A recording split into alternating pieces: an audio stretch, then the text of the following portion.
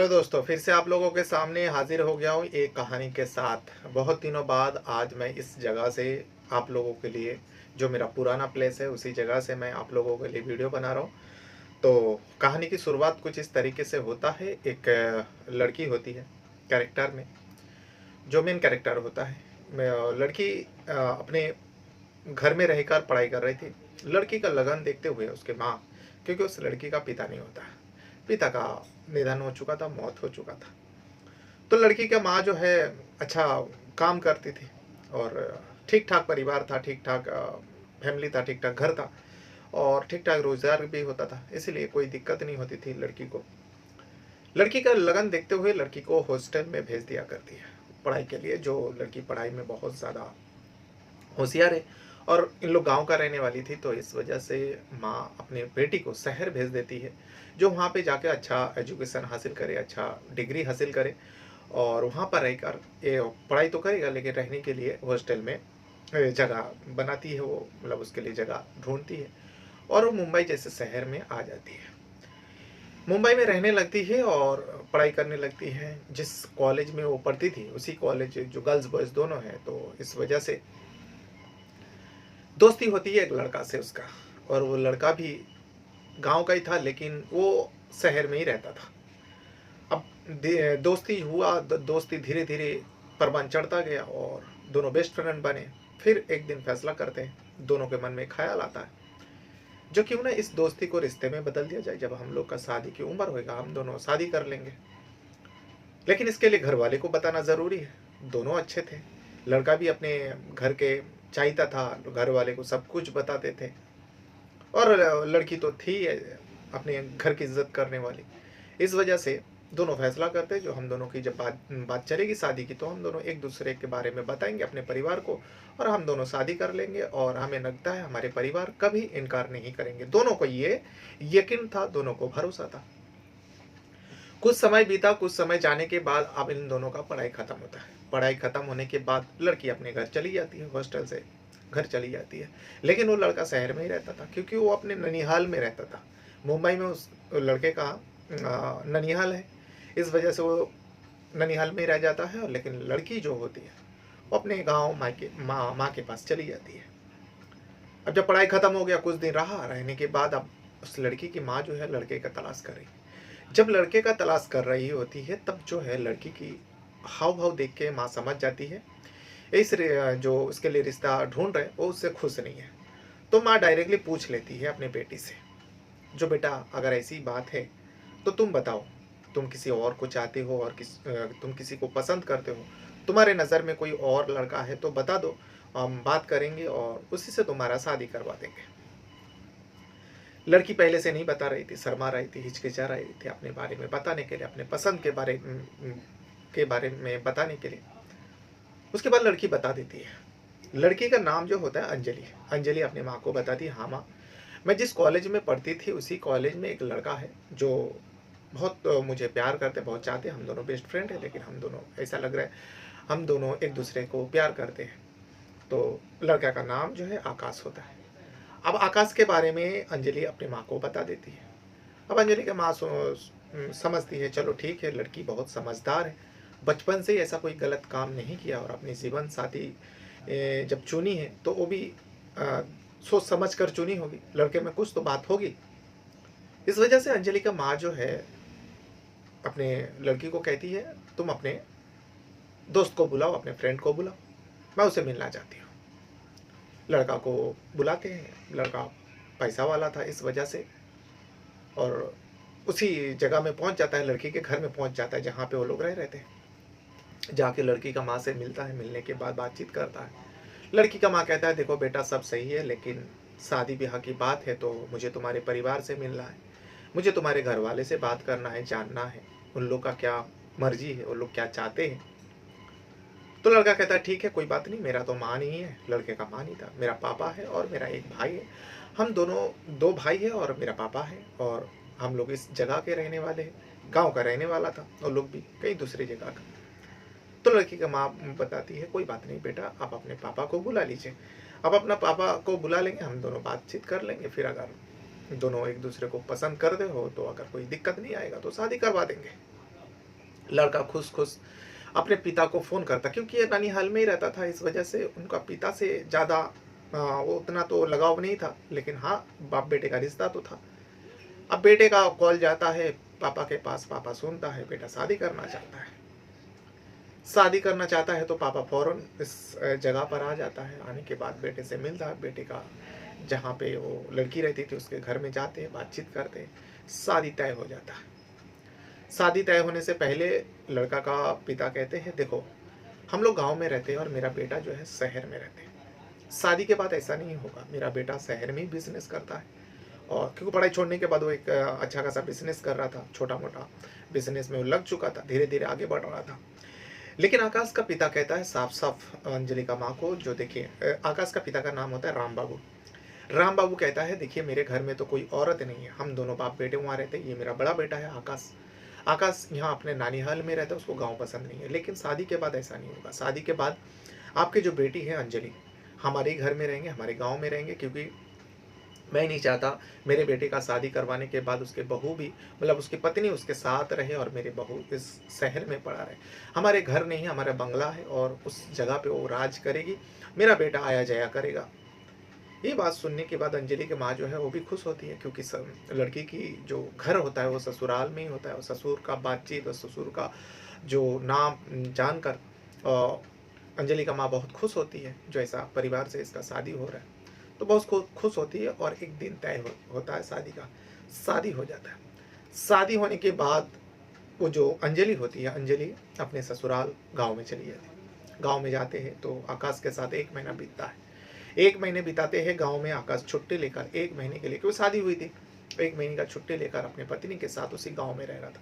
लेकिन जब 1 महीना पूरा हुआ, 1 महीना पूरा हुआ, वो अपनी पत्नी को लेकर शहर आ जाता है। शहर आने के बाद अंजलि को अपने मायके छोड़ देते हैं। मायके छोड़ देते हैं और कह देते हैं, जो तुम 1 हफ्ता यहाँ बिता लो अपने परिवार के साथ, अपने माँ के साथ। उसके बाद तुमको मेरे गाँव जाना है और मेरे घर में रहना है। मेरे पापा यानी तुम्हारे ससुर राम बाबू का देखभाल करना है, और मेरा जो भाई है रवि, उसका भी तुमको देखभाल करना है। उन लोगों को खाना-वाना बनाना है, ज़रूरत हो जो भी है पूरी करनी है। अब अंजलि समझती थी, जो हाँ, सही कह रहे हैं, मेरा ससुर है, मेरा देवर है, और मुझे मेरा मायके में अब क्या काम है, मेरी शादी हो गई, मैं पराया हो चुकी हूँ। तो आकाश ये कहकर 1 हफ्ते के लिए छोड़ देता है, 1 हफ्ता हो जाता है। 1 हफ्ता बाद वो अंजलि जो है अपने ससुराल चली जाती है। ससुराल जाने के बाद कुछ समय रहने के बाद उसको धीरे-धीरे एक ऐसी हकीकत के बारे में पता चलता है उस घर से जुड़े हुए। जब वो उस हकीकत को सामने लेकर आता है, उस घर में खलबली मच जाती है। उस इलाका में पूरा एकदम पुलिस का धावा बोल देते हैं, और धावा बोलने के बाद उस अंजलि का ससुर और देवर को हिरासत में ले लेता है। और उसके बाद जो सच्चाई सामने पुलिस रखता है, किसी को यकीन करना मुश्किल हो रहा था। जो इतने बड़े घर का आदमी, इतना बड़ा आदमी होगा, क्योंकि गाँव का मुखिया भी था राम बाबू, और राम बाबू का बहुत ज़्यादा इज़्ज़त करते थे। खाली उसी गाँव में नहीं जिस गाँव में उसका घर था, बल्कि आस-पास के गाँव के लोग भी राम बाबू का इज़्ज़त किया करते थे। तो फिर ऐसा क्या सच्चाई था जो बहू ने एक्सपोज़ कर दिया अपने ससुर और अपने देवर को? इसी कहानी को, इसी घटना को, इसी कहानी को मैं बताने जा रहा हूँ। लेकिन वीडियो में आगे बढ़ने से पहले आप लोगों से एक छोटी-सी रिक्वेस्ट रहेगा, जैसे हर वीडियो में शायद मैं रिक्वेस्ट करता हूँ, लेकिन आप लोगों का रिस्पॉन्स नहीं आ रहा है मेरा रिक्वेस्ट से। अगर आप पहली बार मेरे चैनल पर जुड़ रहे हो, तो चैनल को सब्सक्राइब ज़रूर कीजिएगा, और वीडियो देखते समय वीडियो को भी एक लाइक कर दिया करें। अगर आपको कुछ कहना है, कुछ बताना है, मुझसे बात करना है, वीडियो के कमेंट बॉक्स में बता सकते हो, या फिर आपको लंबी बात करनी है तो मेरा इंस्टा आईडी में आप जाकर विज़िट कर सकते हो, और वहाँ पे जाकर आप मुझसे जुड़ सकते हो, मुझसे बात कर सकते हो। मेरा इंस्टा आईडी का नाम है स्टोरी बाय रहमान। तो आज मैं जिस कहानी को सुनाने जा रहा हूँ, ये कहानी जो है मुंबई से शुरू होती है, जैसे कि मैं अभी तक बताया। उसके बाद एक लड़का जो है मुंबई में ही रहकर अपनी पसंद का शादी कर लेता है। इस शादी में लड़की के परिवार भी खुश और लड़के का परिवार भी खुश। शादी को मैं महज़ 1 सवा महीना हुआ था, उसके बाद लड़की मायके आती है, फिर मायके से वो अपने घर मतलब ससुराल आ जाती है, अपने घर आ जाते हैं पति के घर। लेकिन पति जो है मुंबई में रहकर वो बिज़नेस कर रहा था, क्योंकि वो ननिहाल में ही बचपन से रह रहा था। और बहू जो पत्नी होती है अंजलि, वो ससुर के यहाँ आ जाते हैं। ससुर राम बाबू और रवि जो देवर होता है, उनके साथ रहने लगता है। बहुत बड़ा घर है, बंगला है, और उसमें कोई औरत नहीं थी। औरत तो थी लेकिन सारे सर्वेंट थी, यानी नौकरानी थी, नौकर भी बहुत थे, पूरे उस हवेली का देखभाल करते थे। लेकिन अपनों में से दो ही व्यक्ति था, एक ससुर था, दूसरा देवर था। देवर जो है था रवि। अब अंजलि जो है वहाँ पे रहने लगती है। कुछ दिन जाने के बाद वो गौर करती है कि ससुर का बहुत इज्जत है, क्योंकि ससुर जो है उस गांव में गांव का मुखिया था राम बाबू। और राम बाबू का एक अच्छी आदत थी, राम बाबू आसपास के लोगों का लड़कियों का शादी करवाते थे अपने ही घर से। और इस वजह से राम बाबू को सारे लोग जानते थे, आसपास के लोग भी जानते थे, खास करके गरीब लोग उनका बहुत ज़्यादा इज्जत किया करते थे। और घर में जितने भी नौकर हैं, नौकरानियां हैं, उन लोगों की अगर लड़कियां जवान हो जाती है, सबसे पहले उन लोगों का लड़कियों का शादी करवाते थे। यही सब सिलसिला सालों से चलते आ रहा था। लेकिन वो जो हवेली था, बहुत ज़्यादा कमरा बना हुआ था, बहुत ज़्यादा घर था, नौकर नौकरानियां काम करती थी। तो बहू अंजलि सोचती है, अब मुझे ये सब कुछ संभालना चाहिए, मेरे निगरानी में सब कुछ करना चाहिए, क्योंकि नौकर और नौकरानियां जो है अपनी मनमर्जी काम करते थे। कोई देखता नहीं था सही से, कोई टोकता नहीं था, अगर गलत भी करते थे तो कोई टोकने वाला नहीं था। इस वजह से, क्योंकि राम बाबू मुखिया था, गांव का काम करता था, कोई बुला लिया वहाँ पे गया, उनका जो भी मसला था उसका सलूशन करते। और देवर जो एक देवर होता है वो तो आवारागिरी करता था, जैसे आमतौर पे होता है बड़े लोगों का। बेटे लोग यानी दौलतमंद के बेटे होता ही है, ज़्यादातर ऐसा बिगड़ जाता है। और इस रवि का भी वही हाल था, घर में कोई नहीं रहता था। तो अंजलि सोचती है कि क्यों ना पूरे घर की जिम्मेदारी उसी का है, घर की बड़ी बहू है। अब वो धीरे धीरे सब कुछ संभालने लगे। नौकरों को कुछ गलत करते तो उन लोग को रोकते टोकते डांटते, नौकरानी को भी वही चीज़ करते। एक दिन दो नौकरानी को लेकर, बल्कि एक नौकरानी को लेकर पहली मंजिल पे जो घर था उस घर में जाते हैं, और जाने के बाद साफ सफाई करवाने के लिए जाते हैं। पूरा धूल मिट्टी पड़ा हुआ था, क्योंकि ऊपर कोई जाता ही नहीं था, और नौकर नौकरानी जो ऊपर जाता ही नहीं था और साफ भी नहीं करता था। वजह ये थी क्योंकि उस घर का जो मुखिया है राम बाबू ने मना किया था, जो तुम लोग कभी भी ऊपर पहले माले पे मत जाना, ऊपर फ्लोर में मत चढ़ना, चाहे कुछ भी हो जाए ऊपर फ्लोर में मत जाना। लेकिन अंजलि को पता नहीं थी। अंजलि नौकरानी को लेकर ऊपर चले। अब नौकरानी क्या कर सकती है, घर की बहू है, जो ऑर्डर किया उसका मना। एक बाल्टी में पानी लिया, कुछ कपड़ा लिया, चिन्नी वगैरह लिया साफ सफाई करने के लिए, और पहले माले पे चले गए। और अंजलि जो है इधर उधर नज़र दौड़ा रहे थे, और सोच रहे थे इतना बड़ा बंगला है, इतना कमरा बना हुआ, और क्या हालत है देखो। नौकर नौकरानियाँ तो इतनी है, नौकर काम करने वाला, लेकिन काम यहाँ अपनी निगाहों से रख कर, अपनी देख रेख में रख कर कोई काम कराने वाला नहीं। इस वजह से इस हवेली का ये हाल है। अब अंजलि उस नौकरानी को ऑर्डर करती है, जो तुम ये सब साफ करो। वो साफ करने लगती है, और अंजलि जो है उस पहले माले पे जो फर्स्ट फ्लोर होती है वहाँ से नज़र दौड़ाते हैं और इधर उधर घूमते। इतने में उसी पहले माले जो फर्स्ट फ्लोर है, एक कमरे से दरवाज़ा पीटने की आवाज़ आ रही है। अंदर से एक लड़की की आवाज़ आ रही है। लड़की अंदर से कह रही है, मुझे यहाँ से निकालो, मैं मर जाऊँगी, मेरा दम घुट रहे। इसे नौकरानी भी सुनती है और अंजलि भी सुनती है पहली मर्तबा।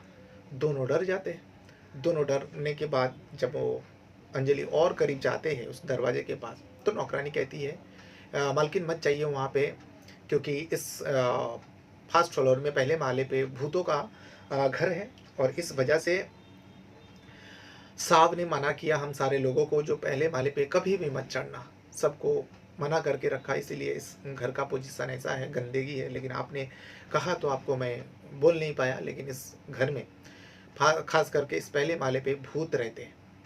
अब अंजलि सोचती है, शहर की पढ़ी लिखी लड़की थी, समझदार लड़की थी, एजुकेटेड थी, वो सोचती है ये सब क्या बेहुदा बातें कर रही है, भूत प्रेत ये सब होता ही नहीं है। उसको यकीन ही नहीं हो रहा था।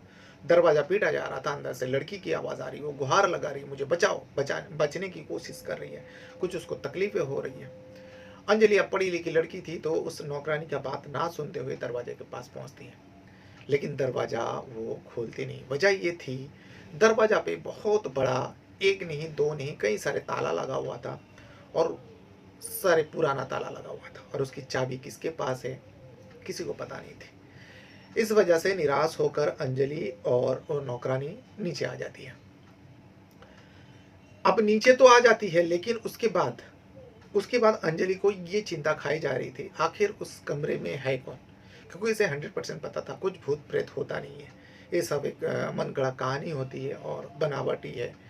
तो इस वजह से वो खामोश रह के यही सब सोचती रही और चिंता करने लगी, और सोचती है क्यों ना इस बारे में अपने पति से बात करूं। लेकिन फिर भी वो पति से बात करने से पहले, क्योंकि हर शाम को अपने पति से बात कर क्या करती थी, फ़ोन पे, लेकिन बात करने से पहले वो सोचती है क्यों ना इस बारे में थोड़ा और जानकारी हासिल करूं, करने के बाद मैं अपने पति से बात करूंगी। कुछ दिन और बीता, जब फिर 2-3 नौकर को लेकर अंजलि जो है पहले माले पे जाते हैं। इस बार जाने के बाद भी जब साफ-सफाई करते हैं और थोड़ा बहुत बातचीत भी करते हैं, अंजलि नौकरानी से, जो ऊपर क्यों नहीं आती है, ये सारे रूम में क्यों ताला लगा हुआ है, तुम लोगों को पता है? तो जितने भी नौकर हैं साथ में गए हुए थे, सब लोग हिचकिचा रहे थे कुछ बोलने से, क्योंकि उस घर का जो साहब है, राम बाबू, उनका निर्देश था ऊपर चढ़ना नहीं, और बहू होकर ये सब पूछ रहे थे, तो बहू ने कहा, इस वजह से सारे नौकर मजबूरन ऊपर जाना पड़ा। अब यहाँ ये सब सवाल कर रहे तो सारे लोग डर रहे थे, नौकर जितने भी है सारे लोग डर रहे थे, कुछ बता नहीं पा रहे थे। तो अंजलि कहती है, अरे तुम लोग खामोश क्यों हो, कुछ बताती क्यों नहीं? लेकिन घर की बहू कह रही है, घर की मालकिन कह रही है, तो नौकर मजबूरन जा गया, और जाने के बाद साफ सफाई कर रहा था और सब पूछ रहे थे। इतने में फिर से आवाज़ आती है और जितने भी नौकर हैं डर के बारे में वहाँ से भाग आते हैं। लेकिन अंजलि वहीं पे खड़ी रहती है। अंजलि अब सोचती है कुछ तो वजह है, इतने में ससुर आ जाता है। ये सारे नौकर जब दौड़ते हुए नीचे आते हैं, नीचे ससुर आ चुका था, राम बाबू। राम बाबू कहते, अरे तुम लोग दौड़ते हुए ऊपर से क्यों आ रहे हो? तुम लोगों को मना किया था ऊपर चढ़ना नहीं, तो तुम लोगों की हिम्मत कैसे हुई ऊपर चढ़ने की? तो सारे नौकर कहता है, हम लोग क्या करते, आपके बहू जो मालकिन है अंजलि जी, उन्होंने कहा चलो ऊपर की साफ सफाई करेंगे, और अंजलि तो वहीं पे है। नौकर लोग कह दिया, तो सारे नौकर को डांट फटकार मिलती है। राम बाबू कहते वो तो नहीं है इस घर की, उसको क्या पता, तुम लोग को मना करना चाहिए था। लेकिन नौकर का हिम्मत कहाँ एक मालकिन को रोके टोके। इस वजह से राम बाबू बहुत भड़कते हैं नौकरों के ऊपर, और सारे नौकर को डांट के फटकार के वहाँ से निकाल देते, और फिर उसके बाद राम बाबू खुद ऊपर चढ़ते, और चढ़ने के बाद बहू को गुस्से में बात करते, जो तुमको मना किया था ना, जो ऊपर पहले माले पे कोई मत जाना, तो तुम क्यों आए हो? लेकिन अंजलि सवाल करती है, जो पापा इस घर में कोई तो है, कोई तो कैद है। तो इसमें राम बाबू कहते हैं, अरे कोई कैद नहीं है, इस घर में भूतों का ये सब कोई रहता नहीं था, इसलिए भूतों का डेरा बन चुका है, सारे घर में भूत है। तो लेकिन अंजलि को अजीब सा लग रहा था, एक पढ़े लिखे राम बाबू जो गांव के मुखिया है और सारे लोग इनको मानते हैं, ये सब भूत प्रेत की बातें कर रहे, अजीब सा लग रहा था अंजलि को। अंजलि भी कहती है, पापा ऐसा नहीं होता, भूत प्रेत नहीं होता। तो राम बाबू थोड़ा गुस्से में अंजलि के ऊपर चिखती है, चिल्लाते और कहते हैं, जो तुम्हें मेरी बात का यकीन नहीं है, तुम्हें मेरी बात पर भरोसा नहीं है, अपने ससुर के बात पर बात रख रहे हो, तुमको इस मैटर में बोलने का कोई हक नहीं है। तुम्हें मैं मना कर दे, तो आज के बाद इस पहले माले पे कभी मत चढ़ना, और इस घर के करीब भी मत आना। इस सारे कमरे में क्या है नहीं है इसकी राज जानने की कोशिश भी मत करना, नहीं तो अपनी ज़िंदगी से हाथ धो बैठोगे। अब ससुर की इस तरीके से गुस्सा होना, फटकारना, अंजलि को बहुत ज़्यादा टेंशन में डाल दिया, जो आखिर वजह क्या है? ससुर भी ऐसा कह रहे हैं और सारे नौकर भी डरते हैं, और ऐसा भूत प्रेत होता तो नहीं था। लेकिन इतने में पता चलता है, इसी महीने में ये सब जब कुछ हो रहा था, उसी टाइम इस घर में एक नौकरानी की लड़की की शादी है, और शादी इसी घर से होगी, और इसी घर से उसका ससुर जो है राम बाबू उस लड़की को विदा करेंगे अपनी जिम्मेदारी में, और ये सालों से चलते आ रहे हैं। अब अंजलि उस मैटर को भूल जाते, पहले माले का मैटर को भूल जाते हैं, और शादी की तैयारी में सारे लोग जुट जाता है। शादी का दिन आते हैं, लेकिन शादी के दिन के बाद घर के में जो नौकरानी थी, लड़की की शादी हो जाती है, खुशी खुशी विदा हो जाती है, लेकिन उन नौकरानी को दिखाई नहीं दे रहे थे। अब अंजलि सोचती थी, चलो शादी के बाद लड़की की शादी हुआ, नौकरानी है, हमारे घर में काम करते हैं, उसके बाद इससे बात करेंगे, लेकिन उस नौकरानी को दिखाई नहीं दे रहा था। कुछ दिन जाने के बाद अब 2-3 नौकर से पूछा अंजलि, जो जिस लड़की की शादी हुआ उसकी माँ इसी घर में काम करती थी, उसकी माँ कहाँ गई? तो सारे नौकर खामोश थे। फिर अंजलि पूछा, लेकिन कोई बता नहीं रहा था। तो अंजलि को डाउट हुआ, कुछ तो ऐसे गलत हो रहा है इस हवेली में, जो ये लोग जानते हैं लेकिन बताने नहीं चाहते। फिर अंजलि एक दिन एक नौकर से पर्सनल पूछा, जो जिस लड़की की शादी हुआ उस लड़की के घर कहाँ है? अब उस नौकर ने उस घर का एड्रेस दे दिया। अंजलि एक दिन मौका देखकर ससुर जो है दूसरे गाँव में गया था कुछ काम से, और रवि देवर जो है वो अक्सर यहाँ वहाँ भटकते रहता है, इसीलिए घर में कोई नहीं था। अंजलि मौका देखकर गाँव में ही था उस नौकरानी का घर। तो उस नौकरानी के घर पहुँचाने के बाद पता चलता है घर में तो सारे लोग हैं, जितने भी लोग रहते थे। लड़की की शादी हुआ, लड़की मायके चली, ससुराल चले गए। लेकिन उस दिन से ही उस नौकरानी का भी कोई पता नहीं है। शादी का दूसरे ही दिन से घर वाले भी ढूंढ ढूंढ के परेशान। अब अंजलि पूछती है, जब इस घर की जो लड़की की माँ है गायब है, तो तुम लोग हमारी हवेली हमारे ससुर जी से क्यों नहीं पूछा?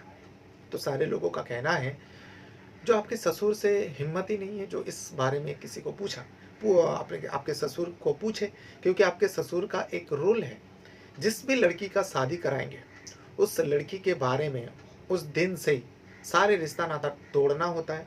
यहाँ तक कि लड़की दोबारा अपने मायके नहीं आ सकती, और मायके वाले कभी भी उस लड़की से उसके ससुराल मिलने नहीं जा सकते। चलो ये बात तो ठीक है, लेकिन लड़की की माँ कहाँ गई?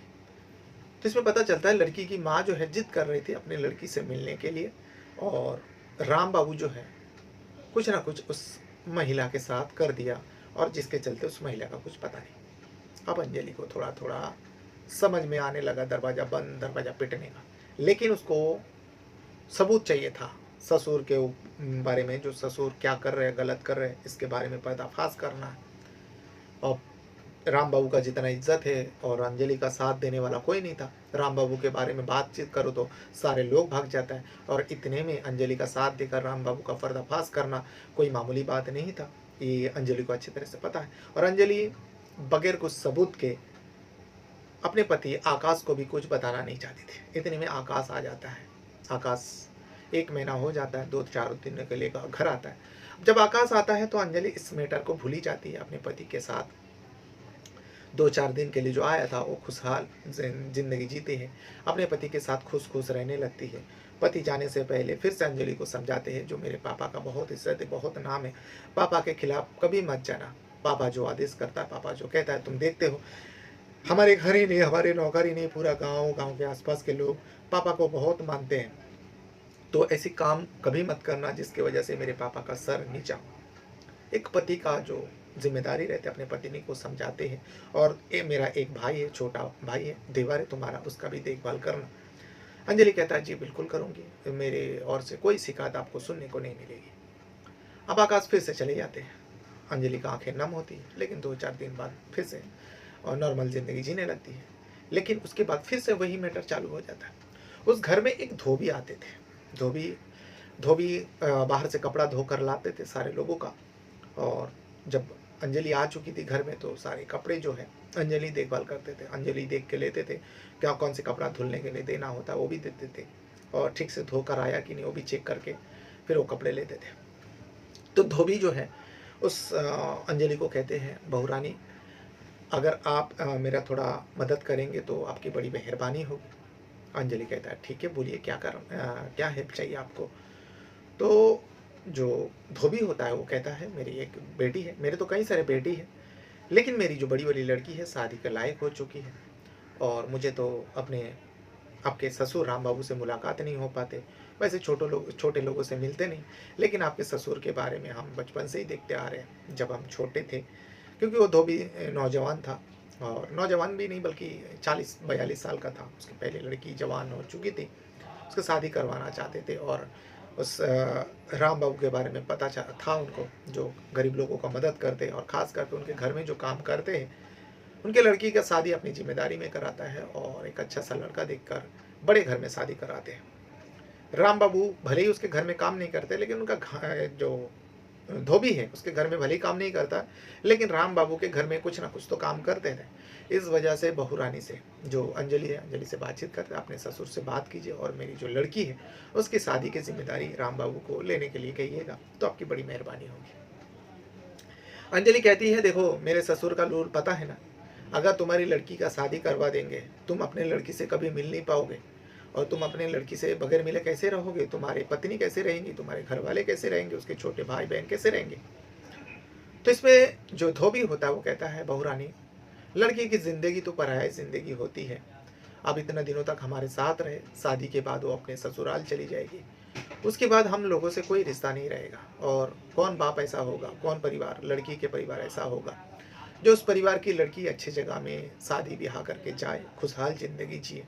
अगर हम लोग उसकी शादी कराएँगे तो ज़्यादा बड़े घर में नहीं करा पाएँगे, ज़िंदगी भर दुःख झेलती रहेगी। इस वजह से मैं चाहता हूँ जो आप अपना ससुर से बात करके मेरी लड़की का शादी करवा दीजिए। और भले ही मुझे अपने लड़की से मिलने का मौका दोबारा नहीं मिलेंगे, लेकिन मैं इसमें तो खुश रहूँगा जो मेरी लड़की एक अच्छी जगह में ब्याह करके गई और वहाँ पे खुशहाल ज़िंदगी जी रही। अंजलि का एक बात नहीं सुनता है और रिक्वेस्ट पे रिक्वेस्ट करते रहा। आखिरकार अंजलि कहता है ठीक है, मैं अपने ससुर से बात करती हूँ। 2 दिन बीत जाता है। 2 दिन बीत जाने के बाद ससुर से अंजलि इस बारे में बात करती है। जो हमारे घर में जो धोबी है वो आए थे और उनका एक लड़की है, जवान हो चुकी है। वो कह रहे थे जो आप जैसे गरीबों का मदद करते हो उसके लड़की का भी शादी आप करा दो। इसे सुनने के बाद राम बाबू कहता है कोई बात नहीं, उसे कहना वो दोबारा जब आएगा उसे कहना उसके लड़की को लेकर हमारी हवेली पे आ जाए, वो यहीं पे रहेगी और उसका जल्द से जल्द अच्छे से लड़का देखकर उसका शादी करवा देंगे। अंजलि इस बात को धोबी को कहता है। धोबी दूसरा ही दिन अपने लड़की को लेकर हवेली पे आ जाता है। हवेली के आने के बाद राम बाबू से मुलाकात करते हैं।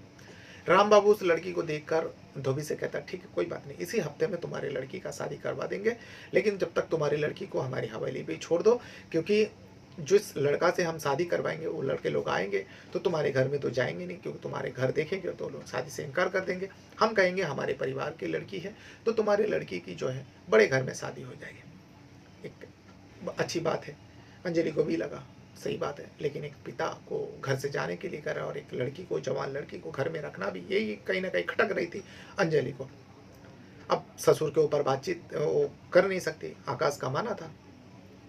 अंजलि चुप चुप रह जाती है और वहाँ से जो धोबी होता है शुक्रिया अदा करके राम बाबू का पैर छू के आशीर्वाद लेकर वो वहाँ से चले जाते हैं। 1 हफ्ता बाद उस धोबी के लड़की की शादी हो जाती है और उसमें धोबी भी रहता है, लेकिन धोबी को ये पहचान नहीं देता है जो कौन ससुर है। उस लड़का से, जिस लड़का से शादी हुआ था, उसको धोबी का पहचान नहीं करवाते। कहते हैं हमारे घर के नौकर है, ये कहकर परिचय करवाते हैं और उसके बाद उस लड़की का शादी करवा देते हैं। शादी करवाने के बाद लड़की चले जाते हैं। शादी का माहौल ख़त्म होता है उस घर से। ये तो मतलब कुछ ही कुछ दिनों का कुछ समय में सिलसिला चलता रहता था उस घर से, इसीलिए कोई ज़्यादा आश्चर्य की बात नहीं है। लेकिन कुछ समय जाने के बाद राम बाबू आते हैं और राम बाबू आने के बाद अंजलि से रिक्वेस्ट करती है, अंजलि के पास मदद मांगती है। अंजलि कहते हैं क्या हुआ, फिर से कोई दूसरी लड़की का शादी करवाना है क्या? लेकिन इसमें जो धोबी है वो कहता है मेरी पत्नी मेरे लड़की से मिलना चाहती है। तो इसमें अंजलि भी थोड़ा गुस्सा होती है और गुस्से में कहती है जो तुम्हें कितने मर्तबा मना किया था, तुम्हें कितना मर्तबा समझाया था, जो मेरे ससुर जिस लड़का से शादी करवाएंगे उसके बाद तुम अपने लड़की से कभी नहीं मिल पाओगे। तुम क्या, तुम्हारे परिवार का कोई भी नहीं मिल पाएंगे। लेकिन तुम लोगों को ये बात भेजे में घुसे नहीं, तुम लोग मेरा कहना माना नहीं। अब रोने धोने से क्या फ़ायदा, मैं कुछ नहीं कर सकती। लेकिन इतने में वो धोबी जो है 40-42 साल के होने के बावजूद भी अंजलि के पैर पकड़ लेते। अब अंजलि पढ़ी लिखी लड़की थी, उसको ये अजीब लगा, एक उससे ज़्यादा उम्र के या व्यक्ति रोते हुए उसको पैर पकड़ना, उसको बहुत दुख पहुंचा उस व्यक्ति के बारे में सोचते हुए जो पैर पकड़ लिया और अपनी बेटी के लिए तड़प रहे। खास करके उसके पत्नी की जो भी है रो रो के बुरा हाल, इस बारे में उस अंजलि को बताया था धोबी ने। अंजलि कहता ठीक है, मैं पता लगवाती हूँ जो तुम्हारी लड़की की किस जगह में शादी करवाया और उस जगह से मैं कोशिश करती हूँ तुमसे, तुम्हारे पत्नी से मिलवाने का। धोबी वहाँ से चले जाते हैं, रोते भी लगते चले जाते हैं। लेकिन अंजलि को चिंता खाए जा रहे थे, ऐसा क्या होता है जो एक लड़की की शादी करवाने के बाद उसके परिवार, खास करके माता पिता से क्यों नहीं मिल सकते वो लड़की। वो यही सोचते रही थी। सोचते सोचते वो पता लगा लेती है, किसी नौकर के ज़रिए पता लगा लेते हैं उस लड़की की शादी कहाँ पर करवाए थे। और जब शादी जिस जगह पे करवाया था उस जगह का एड्रेस मालूम पड़ जाता है धोबी को। धोबी फिर आते हैं, धोबी को बताते हैं देखो तुम्हारी लड़की की शादी जिस घर में हुई है उस घर के बारे में पता चल गया, लेकिन तुम तो ऐसे डायरेक्टली नहीं जा सकते हो। अगर तुम्हें पता चलेगा, हमारे ससुर को पता चलेगा या तुम्हारी लड़की के ससुराल वाले को पता चलेगा तुम उसके ससुर हो, तो तुम्हारे लड़की के लिए दिक्कत हो सकता है तुम्हारी लड़की को डिवोर्स दे दे, तलाक दे दे। तो तुम्हें कुछ करना पड़ेगा। मैं तुमको आइडिया देती हूँ, इस भेस में जाओ, तुम कुछ बन के जाओ, ऐसा मतलब भेष बदल के जाओ और जाने के बाद अपने लड़की से मिलो, पता करो जो हमारी लड़की कैसी है। अब धोबी को समझाते हैं तुम बाबा के भेष में जाओ। अभी कोई भी घर में अगर कोई बाबा दस्तक देगा तो सब लोग थोड़ा इज्जत से बात करता है, मानता है बाबा लोगों को, ऐसे लोग होता है, ऐसे परिवार होता है। तो धोबी को ये आइडिया देता है अंजलि, और धोबी बाबा बनकर उस जगह पर पहुंचता है जिस जगह का एड्रेस मिला था, जिस जगह का उस लड़की का शादी हुआ था, अंजलि को पता चला था। लेकिन धोबी दूसरा ही दिन फिर से रोते बिलखते अंजलि के पास आती है। आने के बाद अब अंजलि पूछता है क्या हुआ, तुम्हारी लड़की खुश नहीं है क्या, अपने लड़की से मिला? लेकिन धोबी यहाँ रो ही जा रहा था, साथ में उसकी पत्नी भी थी, क्योंकि उस टाइम राम बाबू घर पर नहीं था। जो कुछ भी होता था अंजलि से बातचीत होता था। अब अंजलि को समझ में नहीं आ रहा है ये क्यों रो रहे हैं, क्योंकि उसकी माँ की हाल जो है, धोबी की वाइफ की जो हाल है, बहुत ज़्यादा बुरा था, बहुत ज़्यादा बुरा हाल था। ये अंजलि को साफ साफ नज़र आ रहा था। बेटी की याद में वो अपनी बुरा हाल कर बैठे थे। अंजलि पूछती है क्या हुआ? तब वो धोबी कहता है मालकिन आपने जो एड्रेस दिया था उस जगह पे मैं भेस बदल के गया, लेकिन वो तो एक वीरान जगह है, वहाँ पे कोई घर नहीं है। मैंने आसपास के लोगों से भी पूछा, दो एक झोपड़ी बना हुआ है। मैं उन लोगों से पूछा तो कहने लगा नहीं भाई, यहाँ पे तो ऐसे वीरान जगह पड़ा हुआ है, यहाँ पे कोई घर नहीं था, कोई मकान नहीं था, हमारी ज़िंदगी यहाँ पे गुजर गए, यहाँ पे कोई घर नहीं था। अब अंजलि को अजीब लगा, ऐसे कैसे? और जिस नौकर से उसने एड्रेस लिया था वो नौकर वफादार था, अंजलि का खास था। अब उस नौकर से जब पूछा गया, नौकर भी कहता है जो जब बातचीत हुआ था, जो आदमी आया था राम बाबू से, यानी साहब से बात करते हुए मैंने सुना था। अब इससे ज़्यादा मुझे और कुछ नहीं पता। अंजलि को पूरा दाल में काला लगा, जो कुछ तो मैटर है, जो मेरा ससुर इन लोगों को बेवकूफ़ बना रहे, ऐसे गरीब लोगों को बेवकूफ़ बना रहे। अब इसका पर्दाफाश करना ज़रूरी है। अब अंजलि उन दोनों को जो धोबी और धोबी के पत्नी के घर जाते हैं, एक दिन एड्रेस लेती है जो तुम लोग का अंजलि उस धोबी और धोबी के वाइफ को तो उस दिन समझा बुझा के घर भेज देते हैं। और उसके कुछ दिन बाद अंजलि धोबी के घर पहुंच जाते हैं। पहुंच जाने के बाद उन दोनों के अंदर हिम्मत भरते हैं, जो देखो ऐसा रोने बिलखने से कुछ नहीं होगा, तुम लोगों को हकीकत जानना है, तुम लोगों को ये जानने का हक है जो तुम दोनों का बेटी कहाँ है। और ये सिर्फ एक ही आदमी बता सकता है, एक ही व्यक्ति बता सकता है, वो है मेरा ससुर राम बाबू। अब उन दोनों का हिम्मत ही नहीं होता राम बाबू से बात करने का। लेकिन अंजलि बार बार उन लोग को समझाया। अब बेटी गायब थी, बेटी के बारे में भी बताया, जो तुम अब ये सोचो तुम्हारी बेटी का क्या हो रहा है, तुम्हारी बेटी जिंदा है मर गया, तुम लोगों को पता करना चाहिए, और तुम लोग राम बाबू को जाकर पूछो, मैं तुम्हारे साथ हूँ। जब ये बात कहता है, दूसरा ही दिन धोबी और धोबी की पत्नी उस घर में मौजूद आ जाते हैं। आने के बाद पूछताछ करता है राम बाबू से, डरे डरे पूछताछ करता है, लेकिन अंजलि वहीं पे खड़ी थी। अंजलि खड़ी थी तो उन दोनों का थोड़ा हिम्मत बढ़ते हैं। हिम्मत बढ़ने के बाद पूछताछ करते हैं। लेकिन राम बाबू कहता है जो पहले ही तुम लोगों को मालूम था, जो मैंने जिस भी लड़की का शादी कराया उस लड़की के बारे में लड़की के माता पिता को भी पूछने का हक नहीं रहता, तो तुम लोग इस सवाल को क्यों कर रहे हो? अब वो दोनों रो रहा था, लेकिन अंजलि इस बात को रोकती है और कहती है पापा जी, एक ये माता पिता है लड़की का, ऐसा क्या ऐसा नियम है जो अपने लड़की से मिल नहीं सकते? जैसे मैं अपने मायके मिलने जाती हूँ, मेरे मायके वाले आ सकते हैं, तो इन लोग क्यों नहीं जा सकते? तो इतने में राम बाबू भड़कते हैं, गुस्सा होता है और कहता है तुम अपना काम करो, मैंने तुमको पहले भी मना किया था, हमारे मैटर में बात किया करो। वहाँ से डांट कर अंजलि को भगा देते हैं। और उसके बाद राम बाबू जो होता है, धोबी और धोबी के पत्नी को भी भगा देते हैं। 2 दिन यूं ही बीत जाता है। 2 दिन यूं बीत जाने के बाद पहले माले पे कुछ शोर मच रहा था। अंजलि अपने कमरे में थे नीचे। जब शोर मच रहा था, अंजलि ऊपर चढ़ा, ऐसे सख्त माना था फिर भी चढ़ा। चिल्लम चिल्ली हो रहे थे, सारे नौकर वहीं पे जमा था, किसी को पीट रहा था राम बाबू जब पीट रहा होता है, अंजलि ऊपर जाकर देखता है उस व्यक्ति को पीट रहा है जो अंजलि का वफादार नौकर था, जिसको पता था जो उस धोबी की लड़की को कहाँ पे शादी करवाया, जो जगह का एड्रेस दिया था, भले ही वो गलत जगह था, गलत एड्रेस था, लेकिन उस व्यक्ति को, उस नौकर को पीट रहा था। और इतना ज़्यादा पीट रहा था कि सारे नौकर वहीं पे खड़ा था, किसी के हिम्मत नहीं हो पा रहा था जो राम बाबू का हाथ पकड़ ले। अंजलि जाती है, अंजलि भी देख रही थी, चुप चुप के देख रही थी, क्योंकि ससुर के सामने जाएंगे तो बार बार मना किया था। उसके बाद देखता है कि रवि भी वहीं पे मौजूद है। रवि अपने पापा को हाथ पकड़ते हैं, राम बाबू का हाथ पकड़ते हैं। राम बाबू बहुत गुस्से में था, लेकिन अंजलि का नज़र पड़ता है उस घर में, जिस घर में पीटने की आवाज़ें आ रही थी कई दिनों से, जो मुझे बचाओ बचाओ लड़की की आवाज़ आ रही थी। लेकिन आज देखता है उस घर की ताला खुला हुआ है और दरवाजा सा थोड़ा सा फट से दिख रहा है, थोड़ा सा खुला हुआ है। उस फाटक से देखता है कि अंदर एक व्यक्ति की बॉडी पड़ी हुई है, यानी एक व्यक्ति की मौत हो चुका था। अब वो व्यक्ति कौन था किसी को नहीं पता था।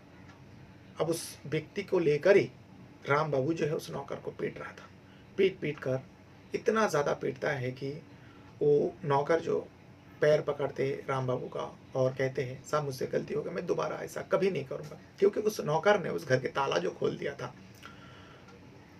क्योंकि घर से आवाज़ें आ रहे थे बचाओ बचाओ का, उसने हिम्मत करके उस घर का ताला खोला था। और जैसे ही ताला खोला राम बाबू को पता चला, तो राम बाबू ने जाकर उस नौकर को इतना ज़्यादा पीट रहा था। तभी सारे नौकर वहाँ पे मौजूद था, लेकिन रवि अपने पिता को पकड़ते हुए और बड़बड़ा रहा था, पापा आपने जो कर दिया हमारा पर्दाफाश हो गया, अब हम लोगों का क्या होगा आप सोचे। लेकिन राम बाबू गुस्सा होता है, इन लोगों के अंदर इतनी हिम्मत नहीं जो हमारे सच्चाई लोगों के सामने लेकर आए। जो भी सच्चाई लेके आएगा उसका भी हाल यही होगा जो इस घर के अंदर हुआ है। सारे लोगों को समझा देते जो तुम सारे लोग आज के बाद घर से बाहर नहीं निकलोगे, इस हवेली के बाहर नहीं निकलोगे, मना कर देते। अब अंजलि जो है चली आती है। आने के बाद खामोश अपने रूम पे बैठी रहती है और बैठने के बाद फिर कुछ समय बाद फिर से वो पहले माले पे जाता है जो आखिर उस घर में किसकी बॉडी पड़ी है, किसकी लाश है। और उस जगह पे कोई नहीं था, उस जगह पर कोई नहीं था। लेकिन उस बॉडी को लेकर जो है कुछ नौकरों को कहता है राम बाबू, जिस बॉडी को ठिकाने लगा दो, इसी हवेली के किसी कोने में ले जाकर दफना दो। अब उस नौकर जितने भी नौकर थे राम बाबू का ऑर्डर सुन के उस बॉडी को ले जाकर किसी जगह पे दफना देते हैं। अब दफना देने के बाद वहाँ फिर से खामोश रहने लगते, चुपचाप रहने लगता। अंजलि को पूरा ये मैटर समझ में आ चुका था, जो उसके ससुर और देवर क्या करता है लोगों के साथ। लेकिन ये जो महिला गायब थी, लड़कियां गायब होना, जहाँ पे शादी करवाना उसका पता नहीं, इस बारे में अंजलि को अब चिंता खाते खाते अंजलि अब सबूत जुटाने का ठान लेती है, जो इन लोगों के ऊपर कुछ तो करना ही पड़ेगा। लेकिन सबूत की ज़रूरत है। सबूत जुटाने के लिए फिर से वो उस धोबी के पास जाती है और धोबी के वाइफ को जाके फिर से हौसला देती है, जो इस बार तुम जाओ और अपनी बेटी के बारे में पता करके लौटना, नहीं तो धमकी देना, नहीं तो ये धमकी देना मैं पुलिस को बता दूंगा, इस बारे में आपके बारे में मैं पुलिस में शिकायत करूंगा। अब जब हिम्मत भरते हैं तो धोबी और धोबी के वाइफ आते हैं, राम बाबू से मिलते हैं कमरे में जाके वो लोग थोड़ा जोश के साथ बातचीत करते हैं। जब बातचीत करता है राम बाबू गुस्से में आते हैं और आने के बाद सच्चाई उन दोनों को बताते हैं, जो धोबी और धोबी के वाइफ को। जब सच्चाई बोलने लगा तब जो है अंजलि चुपके से अपने मोबाइल का वीडियो रिकॉर्डिंग ऑन कर देते हैं। ऑन करने के बाद सारी बातें रिकॉर्ड हो रहा था। जब सारी बातें रिकॉर्ड हुआ, इसे सुनने के बाद अंजलि के तो पैर तले ज़मीन खिसक जाते हैं।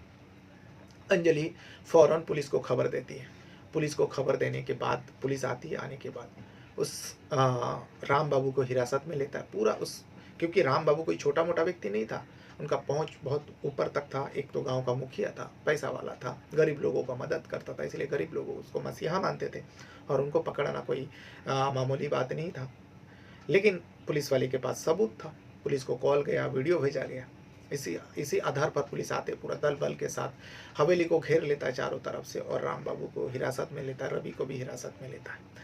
लेने के बाद उन लोगों सीधा थाने पहुंच जाता है। आखिर उस वीडियो में था क्या, आखिर उस राम बाबू ने क्या कहा था, क्या सच्चाई था।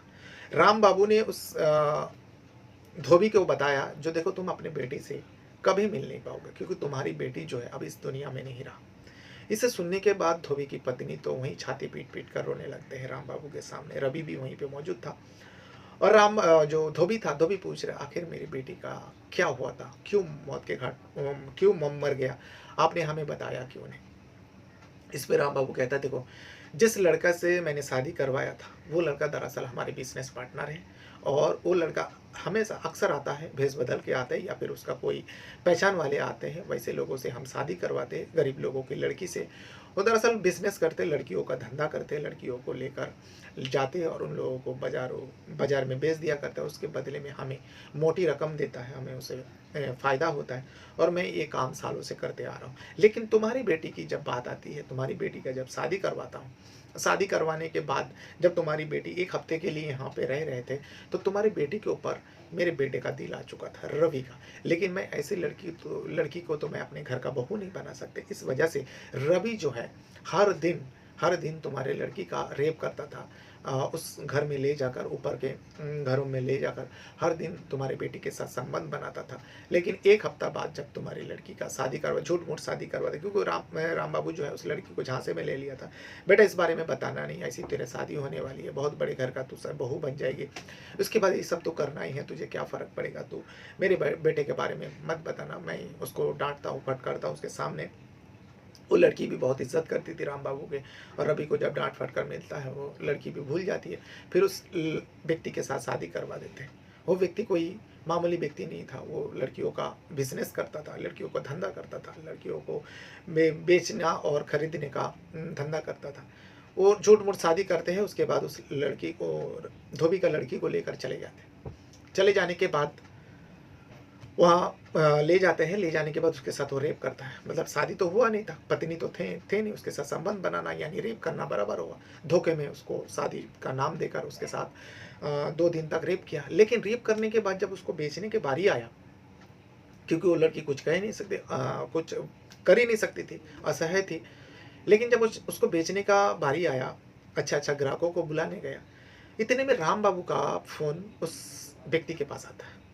राम बाबू कहता है, जो उस लड़के का क्या हुआ जिस लड़की का तुमने 2 दिन पहले लेकर गया था? तो वो व्यक्ति कहता है, उस लड़की का सौदा चल रहा है, बस 2-1 दिन में वो बिक जाएगी। तो इतने में राम बाबू कहता है, उसको बेचो मत, उसको मेरे घर में लेके आओ। वो व्यक्ति कहता है, आपके घर में? तो राम बाबू कहता है, हाँ, मेरा बेटा उसको यूज़ करना चाहता है, मेरा बेटा उसका इस्तेमाल करना चाहता है, मेरा बेटे का उसके ऊपर दिल आ गया। तो उस व्यक्ति को कोई फ़र्क नहीं पड़ा। उस व्यक्ति ने कहा, कोई बात नहीं, तो तुम्हारे घर में छोड़ देता हूँ। फिर उस धोबी का लड़की को उस व्यक्ति ने, जिसके साथ झूठ-मूठ शादी हुआ, लाकर राम बाबू के हवाले कर देता। राम बाबू रवि के हवाले कर देता। रवि उस लड़की को लेकर उस कमरे में चले जाते, पहले माले पे। उसको जाकर एक कमरे में बंद कर देता और उसको आए दिन उसके साथ रेप करता, उसका बलात्कार करता। यही सिलसिला कुछ दिनों तक चलता रहता है। लेकिन एक दिन रवि जब उसको हैवानियत से ज़्यादा, मतलब हैवानियत के सारी हदें पार कर दिया था, तो लड़की की हालत जो है गंभीर हो चुकी थी, नाजुक हो चुकी थी। अब उसको डॉक्टर के पास तो नहीं लेके जा सकता था। डॉक्टर के पास ले जाता शायद बच जाता, लेकिन डॉक्टर के पास जाएगा तो इन लोग को डर था, हो सकता है इन लोगों का पर्दाफाश हो जाए। इस वजह से रवि ने अपने पापा को बताया, जो लड़की की हालत बिगड़ चुकी है। तो राम बाबू कहता है, कोई बात नहीं, उसको उसी घर में बंद कर दे। अब उस कमरे में लड़की को अंदर रख के बाहर से ताला लगवा देते। लड़की उस हालत में कमरे के अंदर 1-2 दिन बाद रहने के बाद वो अपना दम तोड़ देती है। बगैर कुछ खाए पिए, उसको खाना-वाना दे के उस लड़की की मौत हो जाती है। अब जब मौत हो जाती है, फिर उस लड़की को ले जाकर भी हवेली के एक कोने में दफना देते हैं। जब ये पूरी बात राम बाबू और रवि उस धोबी को बताते हैं, धोबी तो माथा पीट-पीट कर, माथे पे मार-मार के, छाती पीट-पीट कर रोने लगते हैं। लेकिन वो कुछ कर नहीं सकता, गरीब था और राम बाबू के आगे टिक नहीं पाता। लेकिन यहाँ पर अंजलि ने ये सारी बात रिकॉर्ड कर चुका था। अंजलि पढ़ी लिखी थी और उसको पहले से ही शक था, कुछ तो वजह है। जब इस रिकॉर्डिंग को पुलिस को बताया, पुलिस को पहले फ़ोन किया, बुलाया, पुलिस भी यकीन नहीं कर रहा था राम बाबू के ऊपर, ललचन लगाना, भले ही घर की बहू हो। जब वो वीडियो रिकॉर्डिंग भेजा तो पुलिस का अभी होश पकता हुआ पुलिस पूरा दल बल के साथ आते हैं और राम बाबू और रवि को हिरासत में लेता है। जैसे हिरासत में लेता है, वहाँ शहर में रह रहा था अशोक को पता चलता है, अंजलि का पति को, वो भी आ जाते हैं। आने के बाद जब उसकी हकीकत, अपने पापा के हकीकत के बारे में पता चलता है, वो वीडियो रिकॉर्डिंग भी दिखाता है। आकाश को भी यकीन करना मुश्किल हो रहा था, जो उसके पापा ऐसे घिनौना काम को अंजाम दे रहा था और सालों से दे रहा था, जिसके चलते उस राम बाबू और रवि को तो आजीवन कारावास की सज़ा हो जाती है। लेकिन उस इलाका में एक सनसनी सी फैलाई जाती है, जिस इलाका का ये घटना था, जो एक पढ़े लिखे व्यक्ति, पैसा वाला व्यक्ति, गांव के मुखिया होकर ऐसे ही गंदा काम कर रहे थे। गांव के जो गरीब लड़की है, नौकर की गरीब लड़की है, घर में काम करने वाला और आसपास के लोगों का, गरीब लड़कियों का धंधा किया करते थे। अब जब बेटे का बारी आता है तो बेटे को खुश करने के लिए वो किसी भी लड़की को अपने बेटे के पास सुलवा देते थे। तो ये था वो पूरी कहानी, पूरी सच्चाई। उसके बाद आकाश जो है अपनी पत्नी को लेकर उस हवेली को छोड़ देता है और उस हवेली को हमेशा हमेशा के लिए ताला लग जाते हैं। और आकाश जबकि मुंबई में रहकर एक बिजनेस कर रहा था, वो घर भी ले लिया था। आकाश अपने बाप की सारी प्रॉपर्टी को लात मारकर, थूक कर, क्योंकि वो पहले ही बचपन से ही वो नानिहाल में पल रहा था, उसको गांव बिल्कुल अच्छा नहीं लगता था। इस पूरी हकीकत सामने आने के बाद आकाश फैसला कर लेता है, जो आज के बाद वो कभी इस घर में लौट कर नहीं आएगा। उस घर में ताला लग जाता, उस हवेली में ताला लग जाता, और ये दोनों बाप बेटा अभी तक जेल में सड़ रहा है, और शायद जब तक इन दोनों का मौत ना हो जाए जेल में ही सड़ते रहेगा। अब अंजलि के साथ आकाश शहर में बहुत ज़्यादा खुश है। अंजलि भी अब 2 बच्चों की माँ बन चुकी है।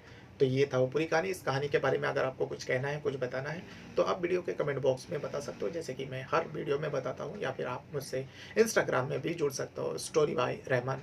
इंस्टा में आप सर्च करोगे तो हमारे चैनल आपको दिखेगा। अपने साथ साथ अपना परिवार का भी बहुत ज़्यादा ख्याल रखिएगा, और इस वीडियो को देखने के लिए आपका बहुत बहुत धन्यवाद करता हूँ। Thank you very much.